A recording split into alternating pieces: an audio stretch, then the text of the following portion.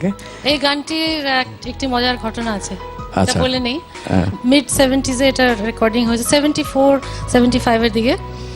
তো রেকর্ডিং করে আমি ঢাকায় চলে এসেছি। তারপর ওটা রিলিজ হয়েছে HMV থেকে। রিলিজ হওয়ার পরে এই গানটা খুব লোকে খুব খুব মানে পছন্দ করেছে, জনপ্রিয়তা পেয়েছে। তো কয়েক মাস পরে আমি আবার কলকাতা গিয়েছি। যাওয়ার পরে ইমিগ্রেশন কাউন্টারে কলকাতায় আমার পাসপোর্ট দিয়েছি। তো দাদা তো যথারীতি তাকাচ্ছেন না, উনি পাসপোর্টের পাতাগুলো উল্টোচ্ছেন এক এক করে।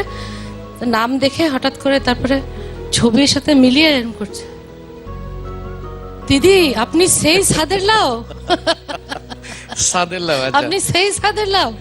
তো আমি বললাম না, আমি গেয়েছি, আমি সাদের লাও নই। তো আমরা শুনবো গানটি শুনতে শুনতে আপনারাও বাড়ি যাবেন, আমাদের অনুষ্ঠানও শেষ হবে তখন।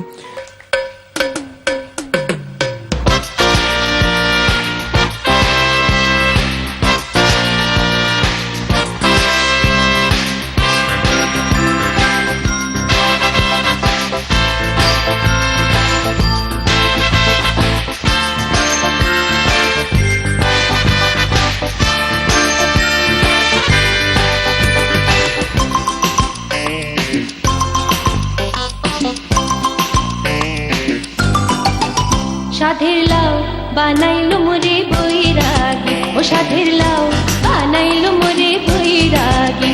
লাউয়ের আটা খাইলাম, ডোকা গো খাইলাম, লাউতি বানাইলাম ডুকডুকি, আমি লাউতি বানাইলাম ডুকডুকি। সাধের লাউ বানাইলো মোরে বৈরাগী, ও সাধের লাউ বানাইলো মোরে বৈরাগী।